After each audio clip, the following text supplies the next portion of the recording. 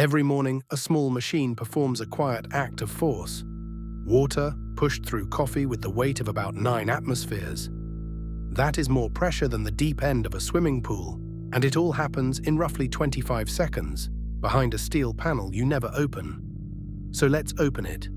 Let's slice the espresso machine in half and watch a single perfect shot form, step by careful step, from cold water to dark crown. It starts with ground coffee. Not loose, not coarse, but fine, like soft sand. About 18 grams of it dropped into a small metal basket. Then we press it down into a flat, even disc. This disc is called the puck. Why pack it so tightly?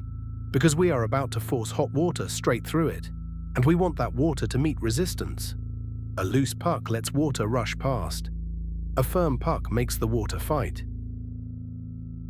Behind the machine sits the water, a small tank, or a line running straight from the wall. It is just cold, ordinary water, waiting in the dark. But ordinary water cannot make espresso.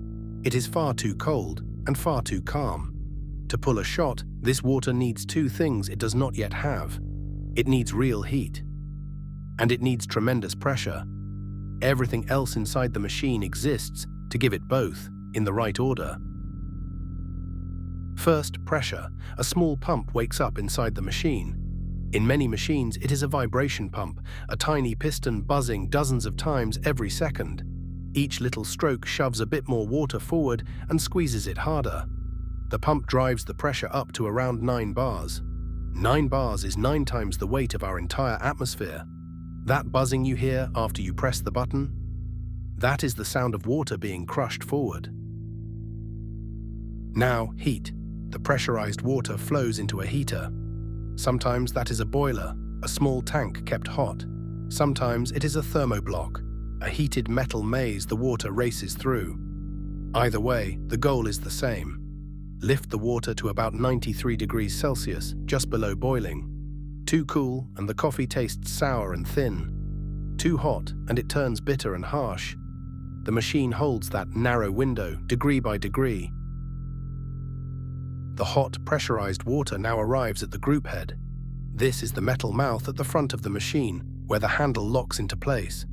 Inside it, the water is spread out and calmed for a moment. A piece called the shower screen breaks the single stream into many fine jets. So instead of one angry spurt hitting the center, the water falls evenly across the whole puck, like a gentle scalding rain. Even contact matters. Before the full force hits, good machines pause. They let a little water seep in at low pressure first. This is called pre-infusion. The dry puck drinks that first sip and swells, sealing its tiny cracks and gaps. Think of dry soil in a garden. Pour fast, and the water carves channels and runs straight through. Wet it gently first, and it soaks up evenly. Pre-infusion stops the water from drilling one tunnel through the coffee. Then the pump opens up, and the real shot begins. 9 bars of pressure press down on the swollen puck. The water cannot go around it, so it goes through it, threading between thousands upon thousands of coffee grains. As it passes, it strips out the oils, sugars, and acids locked inside each one. It does not simply flavor the water. It dissolves the coffee itself, pulling the soul of the bean out into the stream below. Watch the liquid leaving the spout. It is dark, but it wears a soft brown crown. That foam is the CREMA. Under 9 bars, the hot water absorbs carbon dioxide gas that was trapped inside the fresh coffee. When the shot escapes into the open cup, the pressure suddenly vanishes, and that gas springs free as a froth of countless tiny bubbles. CREMA is the fingerprint of pressure, proof the water truly fought its way through. The whole act is remarkably brief. In about 25 to 30 seconds, the machine pulls roughly 2 fluid ounces, around 60 milliliters. That is the espresso. Concentrated, syrupy, far stronger than drip coffee, because so little water was forced through so much coffee under so much pressure. Stop too early, and it tastes sharp and underdone. Let it run too long, and it turns thin and bitter. Here, timing is truly everything. Many machines hide a second trick on the side, the steam wand. The same heater can push its water past boiling, turning it into steam. That steam blasts out of a thin nozzle and down into cold milk. It does two jobs at once.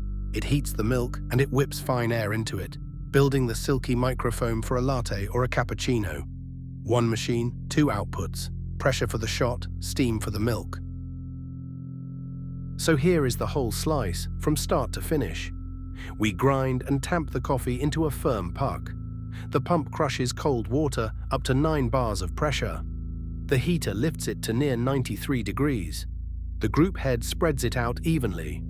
Pre-infusion wets the puck, then full pressure forces the water through, dissolving the coffee and raising the CREMA. 25 seconds later, the shot is done, and steam handles the milk. A cup of espresso looks simple, a dark little pour gone in a single sip.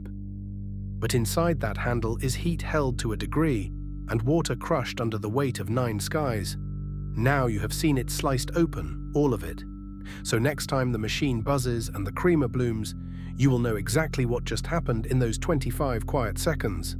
Thanks for watching The Cutaway.